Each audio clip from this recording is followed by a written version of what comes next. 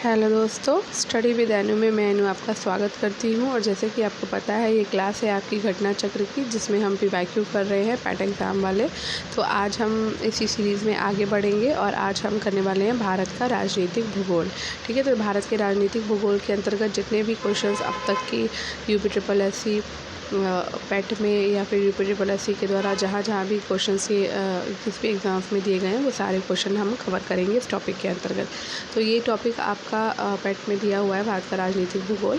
तो चलिए स्टार्ट करते हैं। स्टार्ट करने से पहले अगर आप मेरे चैनल यानी कि स्टडी विद एनु में नए हैं तो स्टडी विद एनु को सब्सक्राइब करना और बेल आइकन को प्रेस करना बिल्कुल ना भूलें, ताकि मेरे द्वारा जितना भी कंटेंट आपको प्रोवाइड कराया जा रहा है वो सारा का सारा आपको मिल सके। ठीक है, चलिए स्टार्ट करते हैं। तो पहला क्वेश्चन है भारत का राजनीतिक भूगोल। सॉरी, थोड़ा बॉक्स को बड़ा कर लेते हैं। पृथ्वी की सतह का लगभग कितना प्रतिशत भारत द्वारा कवर किया गया है? तो पृथ्वी की सतह का लगभग 2.4% जो है तो वो भारत के द्वारा कवर किया गया है। भारत क्षेत्रफल के हिसाब से विश्व का 7वां सबसे बड़ा देश है और इसका क्षेत्रफल है 32,87,263 वर्ग किलोमीटर। ये पृथ्वी के स्थलीय भाग का लगभग 2.4% है। ठीक है, उस पड़ोसी राष्ट्र की पहचान करें जिसके साथ भारत अपनी सबसे लंबी सीमा साझा करता है। तो भारत सबसे लंबी सीमा साझा करता है बांग्लादेश के साथ। भारत की सबसे लंबी सीमा है बांग्लादेश के साथ 4096.7 किलोमीटर। इसके बाद है चीन के साथ 3488 किलोमीटर। उसके बाद है पाकिस्तान के साथ 3323 किलोमीटर। और उसके बाद है नेपाल के साथ 1751 किलोमीटर और म्यांमार के साथ है 1643 किलोमीटर। भूटान के साथ है 699 किलोमीटर। अफगानिस्तान के साथ है 106 किलोमीटर। ठीक है, कितने भारतीय राज्य नेपाल से सीमा साझा करते हैं? तो भाई नेपाल से सीमा साझा करते हैं कितने भारतीय राज्य? तो वो है 5 भारतीय राज्य। कौन कौन से हैं? तो 5 भारतीय राज्य नेपाल से सीमा साझा करते हैं। उसमें से आपका पहला तो हो गया UK यानी कि उत्तराखंड। उसके बाद हो गया आपका UP यानी कि उत्तर प्रदेश। उसके बाद हो गया आपका बिहार। उसके बाद हो गया आपका सिक्किम। फिर आपका सीमा साझा करता है पश्चिम बंगाल। तो आपके 5 राज्य जो हैं वो नेपाल के साथ सीमा साझा करते हैं। उत्तराखंड, उत्तर प्रदेश, बिहार, सिक्किम और पश्चिम बंगाल। निम्नलिखित में से कौन सा भारत का पड़ोसी देश नहीं है? तो UAE भारत का पड़ोसी देश नहीं है। संयुक्त अरब अमीरात यानी कि UAE जो है वो मध्य पूर्व एशिया में स्थित देश है और ये भारत का पड़ोसी देश नहीं है। म्यांमार और चीन से भारत की सीमा लगती है, जबकि मालदीव जो है वो अरब सागर में स्थित भारत का पड़ोसी देश है। भारत का कौन सा राज्य किसी भी अंतर्राष्ट्रीय सीमा को नहीं छूता? तो तेलंगाना राज्य जो है वो किसी भी अंतर्राष्ट्रीय सीमा को नहीं छूता है। ठीक है, सिक्किम जो है वो आपका नेपाल की सीमा को छूता है। पश्चिम बंगाल आपका नेपाल की सीमा को छूता है। और जो अरुणाचल प्रदेश है वो किसको छूता है, ये आप मुझको कमेंट बॉक्स में बताएंगे। तो भारतीय राज्य तेलंगाना किसी भी अंतर्राष्ट्रीय सीमा को साझा नहीं करता। तेलंगाना राज्य की स्थापना 2 जून 2014 को आंध्र प्रदेश को विभाजित करके की गई थी। ठीक है, इसकी स्थापना। और वर्तमान में भारत में कुल कितने राज्य हैं? तो भाई 28 राज्य हैं। आगे बताओ। भारतीय प्रायद्वीप डैश तक फैला हुआ है? तो भारतीय प्रायद्वीप जो है वो हिंद महासागर तक फैला हुआ है। भारतीय प्रायद्वीप का विस्तार कन्याकुमारी तक है। इस प्रकार ये हिंद महासागर तक विस्तृत है। भारत का अक्षांशीय विस्तार उत्तर से उत्तर तक है। तो भारत का अक्षांशीय विस्तार 8 डिग्री 4 से लेकर 8 डिग्री 4 उत्तर से 37 डिग्री 6 उत्तर तक है। भारत का भौगोलिक क्षेत्रफल कितना है? तो भाई 32,87,263 वर्ग किलोमीटर। इसकी मुख्य भूमि का अक्षांशीय विस्तार है 8 डिग्री 4 उत्तर से 33 डिग्री 6 उत्तर अक्षांश तक। और देशांतरी विस्तार है इसका 68 डिग्री 7 पूर्वी देशांतर से लेकर 97 डिग्री 25 पूर्वी देशांतर तक। और अगर बात करें कि संपूर्ण भारत का अक्षांशीय विस्तार कितना है, तो 6 डिग्री 45 उत्तरी अक्षांश से लेकर 37 डिग्री 6 उत्तरी अक्षांश के मध्य है। नेक्स्ट, भारत की मानक याम्योत्तर रेखा है, तो भारत की मानक याम्योत्तर रेखा है 82 डिग्री 30 पूर्वी देशांतर। ये देशांतर प्रयागराज, मिर्ज़ापुर आदि स्थानों से होकर गुजरती है। भारत का सबसे उत्तरी अक्षांश, तो भारत का सबसे उत्तरी अक्षांश है 37 डिग्री 6 नॉर्थ, जबकि सबसे दक्षिणी अक्षांश है 8 डिग्री 4 नॉर्थ। भूपृष्ठ पर विषुवत रेखा से उत्तर या दक्षिण दिशा में स्थित किसी भी बिंदु की पृथ्वी के केंद्र से मापी गई कोणीय दूरी को क्या कहते हैं? अक्षांश कहते हैं। नेक्स्ट, कर्क रेखा किन राज्यों से गुजरती है? तो कर्क रेखा आपकी गुजरात से गुजरती है और झारखंड से गुजरती है और मिज़ोरम से गुजरती है। असम से कर्क रेखा नहीं गुजरती। कर्क रेखा भारत के लगभग बीचों बीच से होकर गुजरती है और इस रेखा पर पड़ने वाले भारत के कुल 8 राज्य हैं: गुजरात, राजस्थान, मध्य प्रदेश, छत्तीसगढ़, झारखंड, पश्चिम बंगाल, त्रिपुरा और मिज़ोरम। कौन सा जिला भारत की अंतर्राष्ट्रीय सीमा पर है? तो भारत की अंतर्राष्ट्रीय सीमा पर जो ज़िला है वो है आपका किन्नौर ज़िला। किन्नौर जो है वो हिमाचल प्रदेश का एक ज़िला है जो पूर्व में तिब्बत से घिरा हुआ है। निम्नलिखित में से किस देश के साथ भारत की अंतर्राष्ट्रीय सीमा नहीं लगती? तो भाई पाकिस्तान के साथ तो लगती है अंतर्राष्ट्रीय सीमा, उसके साथ साथ बांग्लादेश के साथ भी लगती है और भूटान के साथ लगती है, लेकिन श्रीलंका के साथ अंतर्राष्ट्रीय सीमा नहीं लगती है।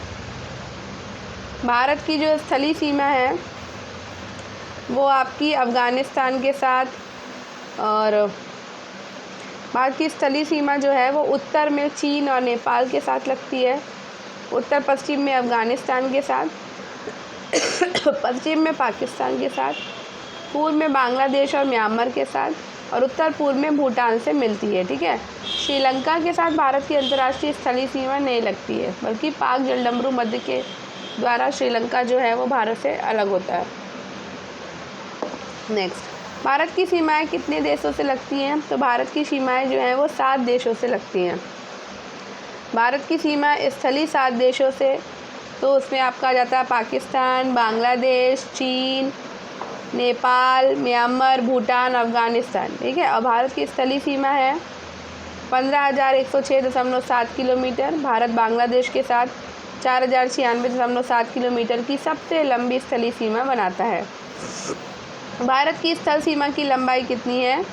तो भारत की स्थल सीमा की लंबाई है 15,000, ये देखो 106 किलोमीटर दिया ना, यही है 15,200 किलोमीटर, यही आसपास आएगा, निकटतम उत्तर यही होगा। नेक्स्ट है, उत्तर प्रदेश भारतीय संघ में कितने राज्यों के साथ अपनी सीमा साझा करता है? तो उत्तर प्रदेश भारतीय संघ में आपके 8 राज्यों के साथ सीमा साझा करता है। कौन कौन से 8 राज्य हैं? उत्तराखंड, हिमाचल प्रदेश,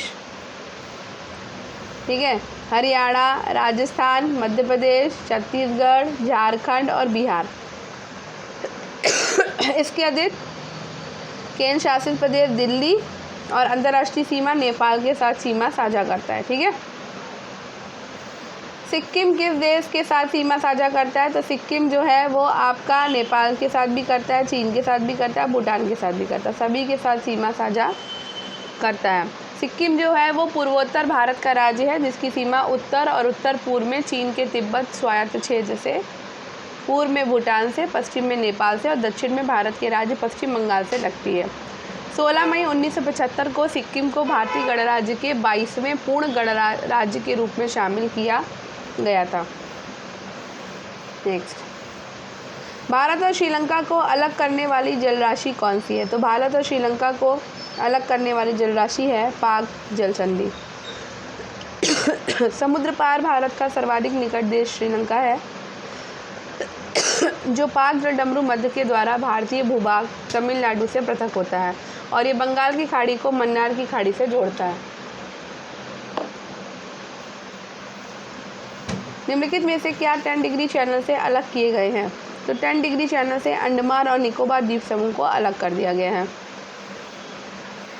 लघु अंडमान और कार निकोबार द्वीप समूह को 10 डिग्री चैनल द्वारा अलग किया जाता है। अंडमान निकोबार केंद्र शासित प्रदेश है जो बंगाल की खाड़ी में अवस्थित है।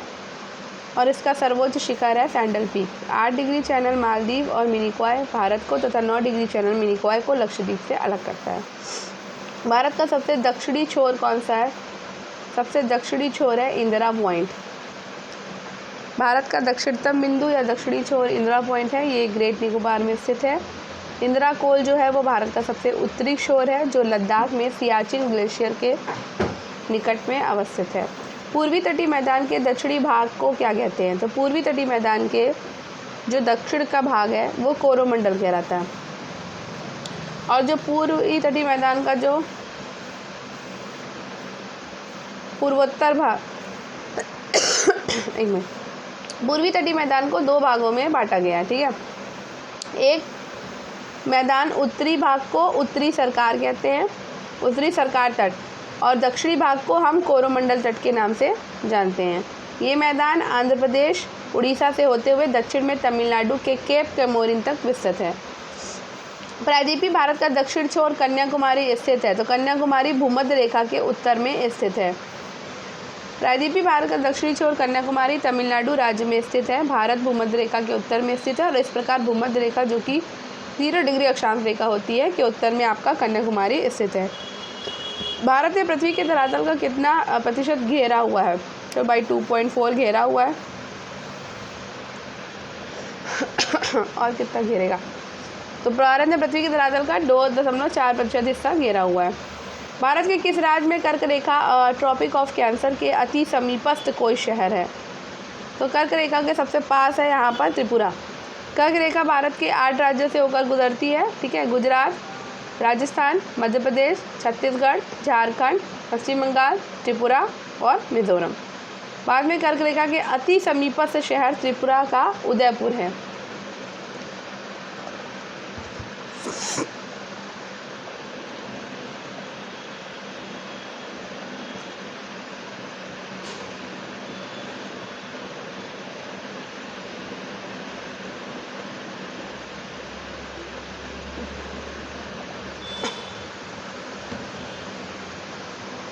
नेक्स्ट,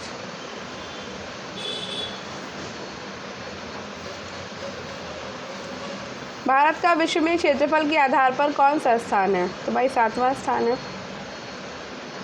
क्षेत्रफल के आधार पर भारत का विश्व में 7वां स्थान है। विश्व के 6 बड़े देश हैं: रूस, कनाडा, यूएसए, चीन, ब्राज़ील और ऑस्ट्रेलिया।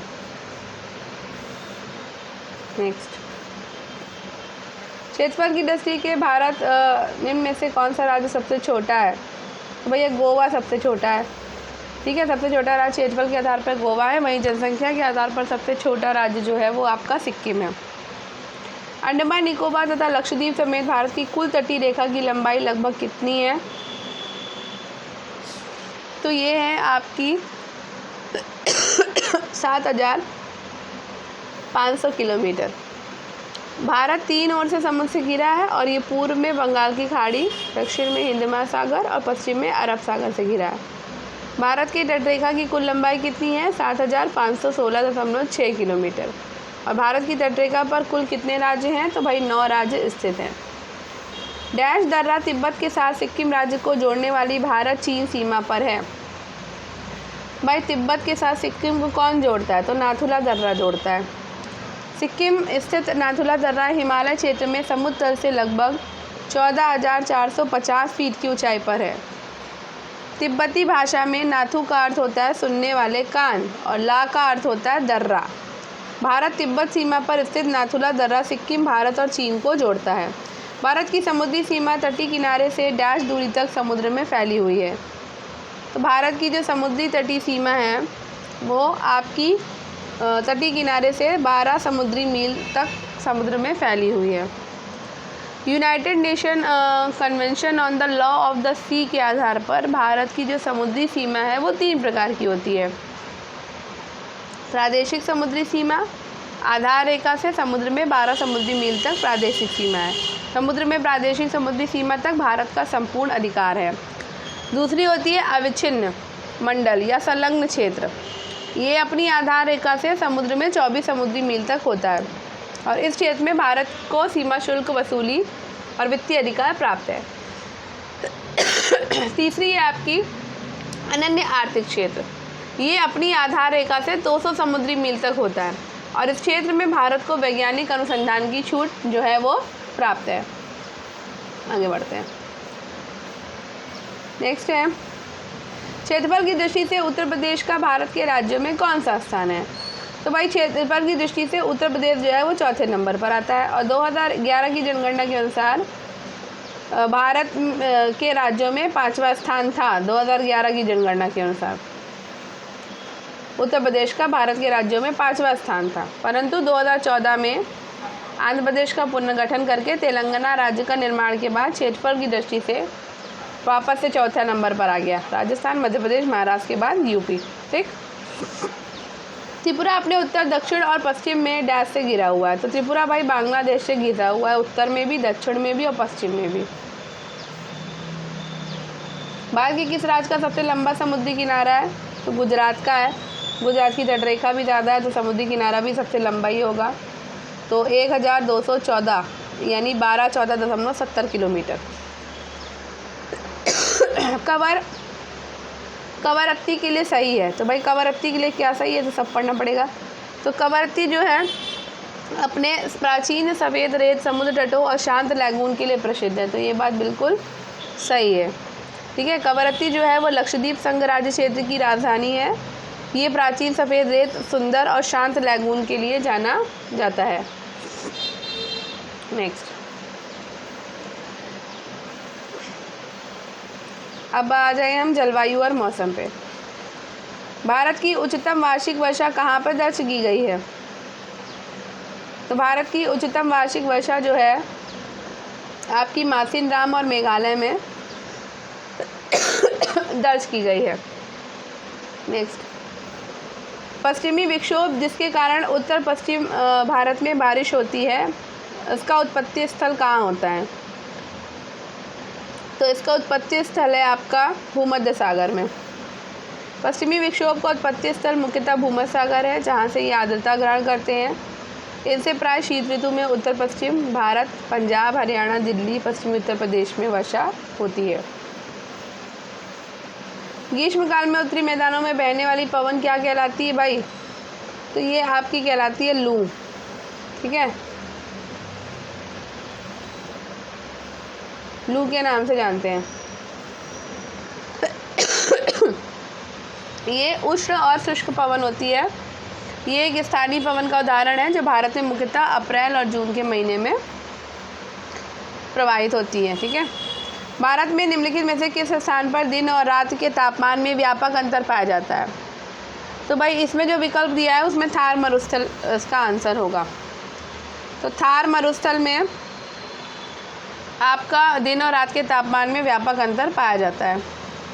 सामान्य वर्षा में अचानक वृद्धि हो जाए तो कई दिनों तक लगातार जारी रहती है। इसे मानसून का डैश कहा जाता है। तो भाई इसे मानसून का प्रस्फोट यानी कि फटना कहा जाता है। ठीक है।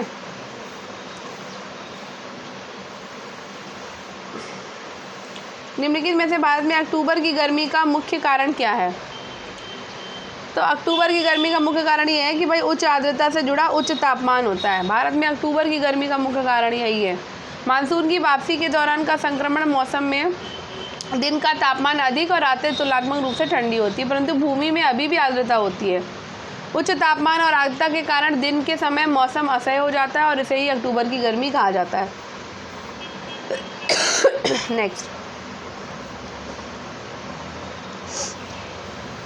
सर्दियों के मौसम के दौरान उत्तर पूर्वी देश पर हावी रहती है, उत्तर पूर्वी देश पर हावी रहती है। वे भूमि से समुद्र की ओर बहती हैं और इसलिए देश के अधिकांश भाग के लिए ये एक शुष्क मौसम है। तो ये भैया आपकी व्यापारिक पवनें हैं।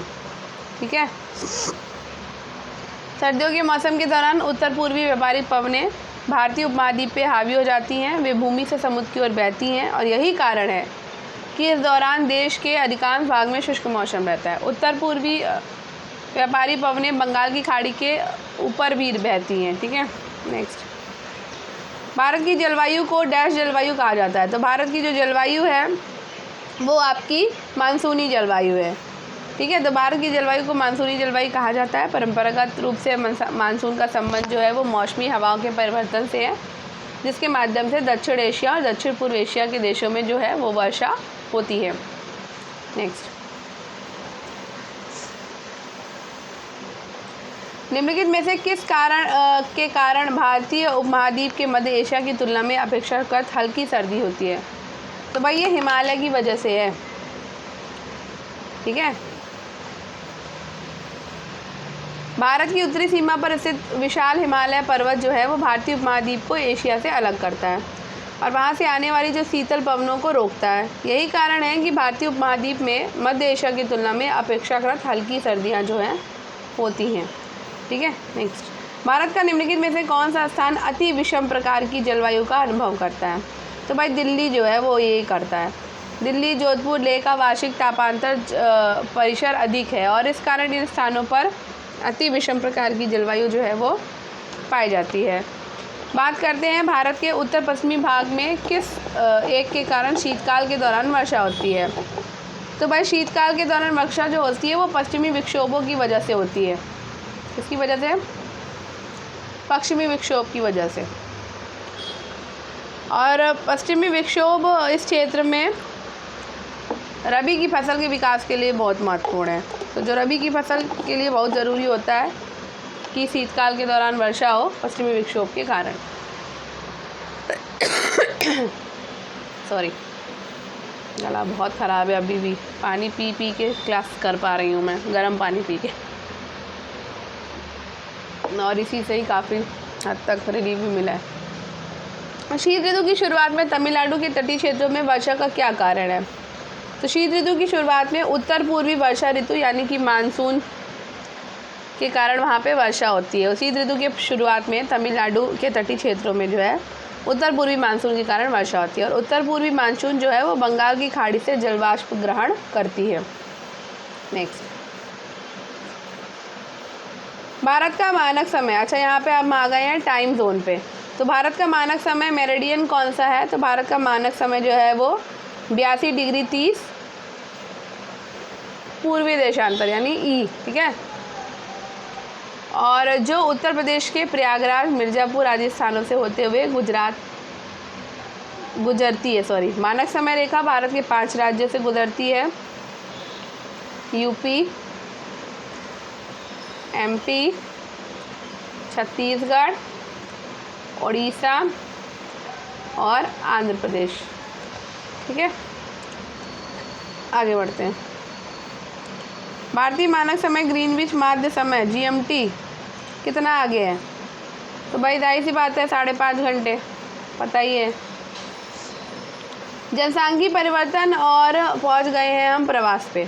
2019 के अनुसार भारत में किस शहर की जनसंख्या सबसे अधिक है? तो 2019 के अनुसार जो है वो मुंबई की जनसंख्या जो है सबसे अधिक थी। 2011 की जनगणना के अनुसार मुंबई शहर की जो जनसंख्या थी वो मैं बताती हूँ कितनी थी, 12, 44, 23, 73। मैं तो ऐसे ही याद करती हूँ तोड़ कर इतनी थी।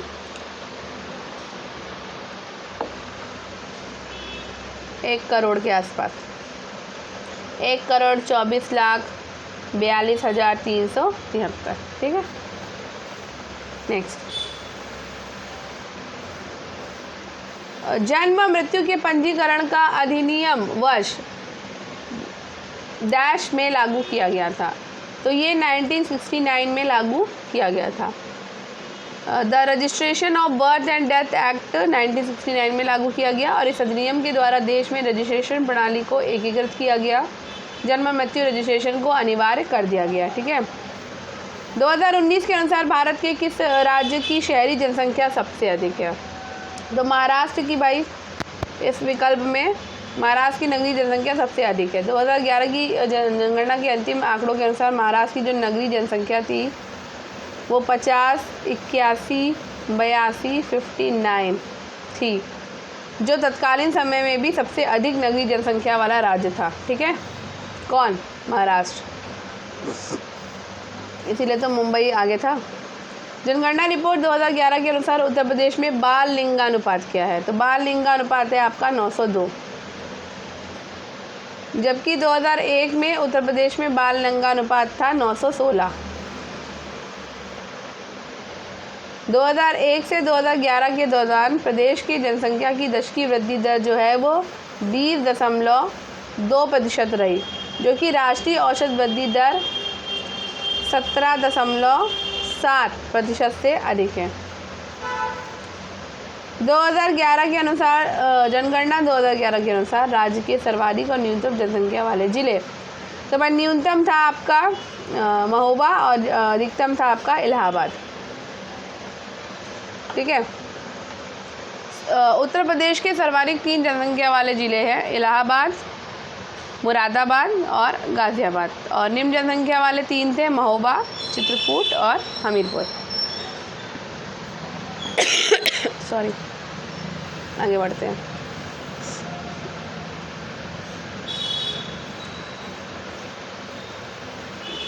एक सेकेंड। 2011 की जनगणना की रिपोर्ट के अनुसार किस राज्य में जनजातीय जनसंख्या नहीं है? तो 2011 की जनगणना की जो रिपोर्ट हुई थी उसमें आपकी हरियाणा में जो है जनजातीय जनसंख्या नहीं है। -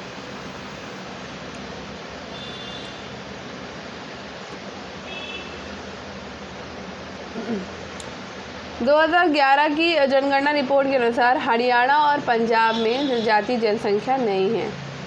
नागालैंड और अरुणाचल प्रदेश में कोई भी अनुसूचित जाति यानी कि एससी भी निवास नहीं करती है। बाद में जनसंख्या की शुरुआत 1872 में मेयो के कार्यकाल में हुई थी और नियमित दशकीय जनगणना की शुरुआत जो है 1881 में रिपन के कार्यकाल में हुई थी। ठीक है, तो ये बात याद रखिएगा। आगे बढ़ते हैं। 2011 की जनगणना रिपोर्ट के अनुसार प्रति वर्ग किलोमीटर भारत का जनसंख्या घनत्व है, तो भैया ये है 382। ठीक है, 2011 की जनगणना के अनुसार 2011 की जनगणना के अनुसार भारत का जनसंख्या घनत्व 382 व्यक्ति प्रति वर्ग किलोमीटर है। भारत का सर्वाधिक जनसंख्या घनत्व वाला राज्य जो है आपका बिहार है। 2011 की जनगणना के अनुसार बिहार में जो है 1106 जनसंख्या घनत्व है। आगे बढ़े।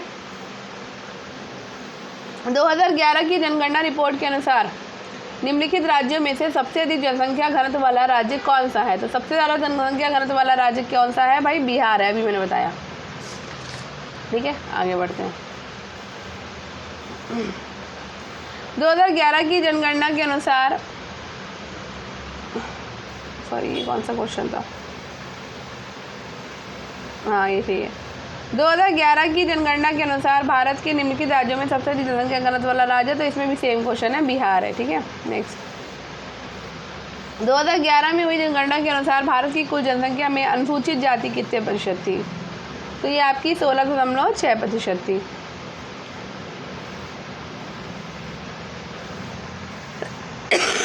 2011 की जनगणना के अनुसार भारत की कुल जनसंख्या में अनुसूचित जाति का प्रतिशत जो था वो 16.6% है। सर्वाधिक एवं न्यून अनुसूचित जाति की जनसंख्या क्रमशः उत्तर प्रदेश, मिजोरम में, जबकि सर्वाधिक एवं न्यूनतम अनुसूचित जाति जनसंख्या प्रतिशतता क्रमशः पंजाब और मिजोरम में है। 2011 की जनगणना के अंतिम आंकड़ों के अनुसार सबसे बड़े राज्य उत्तर प्रदेश में देश की कुल जनसंख्या का कितने प्रतिशत हिस्सा निवास करता है? तो ये आपका 16.49% हिस्सा जो है वो यूपी में निवास करता है कुल जनसंख्या का। 2011 के अंतिम आंकड़ों के अनुसार उत्तर प्रदेश भारत का सर्वाधिक जनसंख्या वाला राज्य है और इस राज्य की कुल जनसंख्या जो है वो आप देख सकते हो इतनी है। ठीक, जो भारत की जनसंख्या का लगभग 16.5% है। अतः निकटतम विकल्प के रूप में आपका बी सही होगा। वो कौन सा राज्य है जिसकी 2011 जनगणना के अनुसार सबसे अधिक जनसंख्या सघनता है? पश्चिम बंगाल है वो। ठीक है, 2011 की जनगणना के अनुसार कौन सा एकमात्र राज्य था जिसकी 2001 और 2011 के दौरान ऋणात्मक घातीय जनसंख्या वृद्धि दर थी? तो वो था आपका नागालैंड। ठीक है, ये बाद में दुनिया की कुल आबादी का लगभग 10% है, तो भाई 17%। वर्ल्ड पॉपुलेशन प्रोस्पेक्टस 2019 के अनुसार 2019 में भारत की जनसंख्या विश्व जनसंख्या का लगभग 17.7% है। विश्व का सबसे ज़्यादा जनसंख्या वाला देश जो है वो चीन है 18.5%। अमेरिका की जनसंख्या विश्व जनसंख्या का 4.3% है और चौथे स्थान पर आपका इंडोनेशिया है। 2001 और 2011 की जनगणना के बीच विश्व की जनसंख्या में डैश वृद्धि हुई है, तो ये आपकी 17.70% की वृद्धि हुई। निम्न में किस प्रदेश की मध्य आयु न्यूनतम है? तो मध्य आयु न्यूनतम है भाई आपकी यूपी की। SRS रिपोर्ट के अनुसार 2010-14 में सर्वाधिक औसत जीवन प्रत्याशा जो है वो केरल की थी 74.9 वर्ष, महाराष्ट्र का है 71.6 वर्ष और राजस्थान का 67.7 वर्ष, उत्तर प्रदेश का है 64.1 वर्ष। ठीक है, तो सबसे जीवन प्रत्याशा सबसे कम है। जनगणना 2011 के अनुसार भारत का तीसरा सबसे अधिक आबादी वाला राज्य कौन सा है? तो ये है आपका बिहार। कौन सा राज्य है? बिहार है।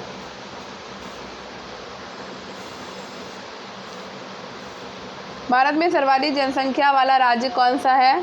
तो भाई उत्तर प्रदेश है। 2011 की जनगणना के अनुसार भारत में वयोवृद्ध महिला नागरिकों की संख्या कितनी है? तो 53 मिलियन है। ठीक है, भारत में लगभग 104 मिलियन वयोवृद्ध नागरिक हैं, जिनमें से 53 मिलियन महिलाएं हैं और 51 मिलियन जो हैं वो आपके कौन आ जाते हैं? पुरुष आ जाते हैं। ठीक है, नेक्स्ट, भारत के किस राज्य में जनसंख्या घनत्व बहुत कम है? तो सबसे कम जनसंख्या घनत्व वाला है अरुणाचल प्रदेश। ठीक है, अरुणाचल प्रदेश राज्य में सबसे कम जनसंख्या घनत्व है 17 व्यक्ति प्रति वर्ग किलोमीटर।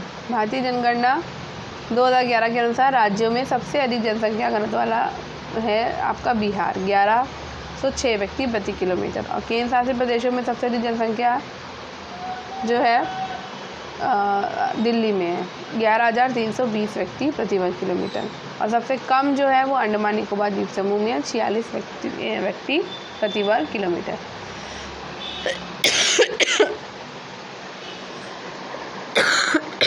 सॉरी, भारत का सबसे कम जनसंख्या वाला राज्य कौन सा है? सिक्किम। भारत का सबसे कम जनसंख्या वाला सिक्किम है। 2011 की जनगणना के अनुसार इसकी जनसंख्या 61 आप देख सकते हो इतनी है। ठीक है, इसके क्रमशः मिजोरम है, फिर अरुणाचल प्रदेश है, फिर उसके बाद उत्तराखंड है। इनमें से किस भारतीय राज्य में 100 मिलियन से अधिक आबादी नहीं है? तो भाई 100 मिलियन से अधिक आबादी आपकी पश्चिम बंगाल में नहीं है। नेक्स्ट, तो 2011 की जनगणना के अंतिम आंकड़ों के अनुसार 100 मिलियन से अधिक आबादी वाले राज्य हैं यूपी, महाराष्ट्र, बिहार, जबकि पश्चिम बंगाल की आबादी 100 मिलियन से कम है। जनगणना 2011 के अनुसार उत्तर प्रदेश की साक्षरता दर तो 67.68% लोग जो हैं ये यूपी में साक्षर हैं।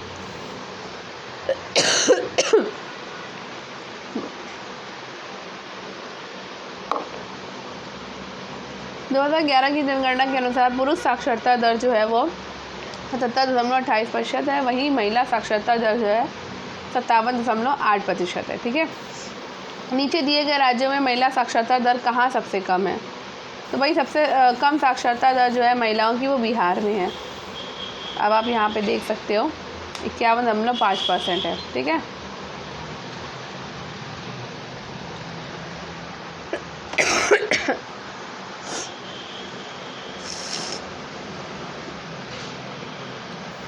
जनगणना 2011 के अनुसार उत्तर प्रदेश में लिंगानुपात, तो यूपी में लिंगानुपात है भाई 912, जबकि राष्ट्रीय स्तर पर लिंगानुपात कितना है? 943 है। ठीक है, एनपीपी से क्या अभिप्राय है? एनपीपी जो है वो नेशनल पॉपुलेशन पॉलिसी कहलाती है। ठीक है, नेक्स्ट, भारत की लगभग आधी जनसंख्या 5 राज्यों में रहती है। कौन सा एक इन 5 घनी जनसंख्या वाले राज्यों में से नहीं है? भाई केरल नहीं है, बिहार, पश्चिम बंगाल, महाराष्ट्र। ठीक है,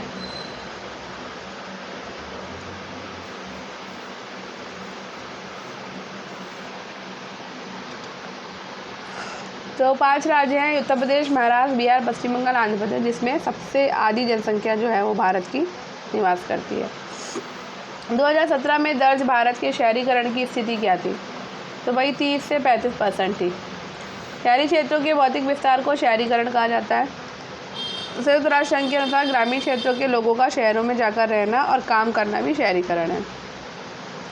centre for environmental research and education के अनुसार 2017 में भारत का शहरीकरण 33.74% था। किस राज्य में भारत की जनसंख्या का घनत्व सबसे कम है? तो सबसे कम जनसंख्या घनत्व वाला जो राज्य है वो है आपका अरुणाचल प्रदेश। 2011 की जनगणना के अनुसार जो आंकड़े आए थे, भारत का सबसे कम जनसंख्या घनत्व वाला राज्य अरुणाचल प्रदेश है। मैंने पहले ऊपर क्वेश्चन किया था कि 17 व्यक्ति प्रति वर्ग किलोमीटर, ठीक है। दूसरे नंबर पर आपका मिज़ोरम था, जिसमें 52 व्यक्ति प्रति वर्ग किलोमीटर पे थे। सिक्किम का जनसंख्या घनत्व जो था वो 86 था प्रति वर्ग किलोमीटर, और नागालैंड का जो जनसंख्या घनत्व था वो था 119 व्यक्ति प्रति वर्ग किलोमीटर। तो सबसे कम 17 व्यक्ति प्रति वर्ग किलोमीटर है अरुणाचल प्रदेश में, ठीक है। भारत की जनगणना 2011 के अनुसार उत्तर प्रदेश का प्रति वर्ग किलोमीटर जनसंख्या घनत्व कितना है? तो हमने देखा था 829 है यूपी का।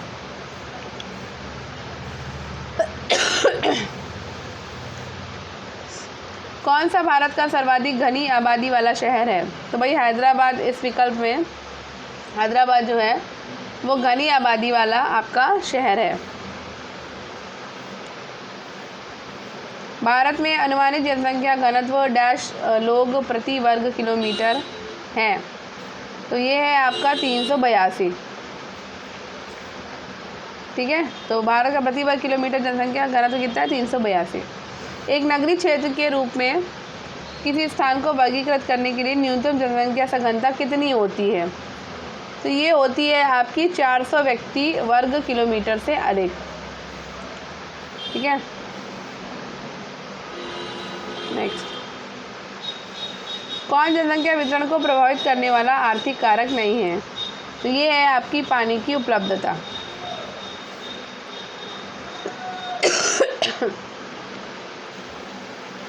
अब हम पहुंच गए भारत के भूगोल विविध पे। ये वाला पार्ट हम करेंगे कल के वीडियो में, ठीक है। अच्छा, इसमें अभी जितने क्वेश्चन दिए उतने कर ही लेते हैं। वैसे तो कल स्टार्ट करूँगी इसको। खादर और बांगा किस प्रकार की मिट्टी है? तो भाई जलोढ़ मिट्टी है। कल आंसर ज़रूर दीजिएगा।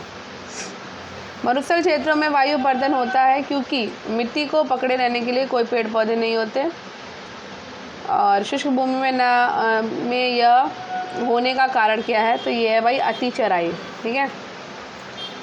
डिस्क्रिप्शन नहीं बताऊंगी, कल बताऊंगी। सूरजमुखी की खेती के लिए किस प्रकार की मिट्टी सबसे अच्छी होती है? तो सूरजमुखी की खेती के लिए रिगर या रेगुर मिट्टी जो है वो सबसे अच्छी मानी जाती है। एक संसाधन के रूप में मिट्टी के कटाव और ह्रास को मिट्टी के संबंध में प्रमुख खतरा माना जाता है। कौन सा विकल्प मिट्टी के संरक्षण का सर्वोत्तम उपाय नहीं है? तो ये है आपका बारिश के पानी में बह जाना। मिट्टी का कटाव सर्वाधिक किस प्रकार की मिट्टी में होता है? तो ये होता है आपका सिल्ट मिट्टी, दोमट मिट्टी, बलुई मिट्टी, सभी में। मिट्टी के कणों और चट्टानों की दरारों के बीच का सारा स्थान पानी से भरा होता है, और इस तरह की ऊपरी सीमा क्या कहलाती है? तो ये भाई जल तालिका या वाटर टेबल कहलाती है।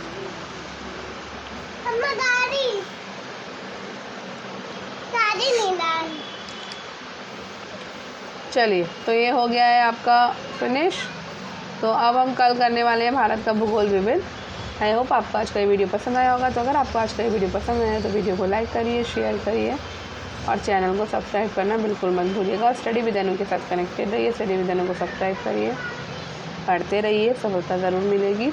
मिलते हैं अपने नेक्स्ट वीडियो में कल नई क्लास में।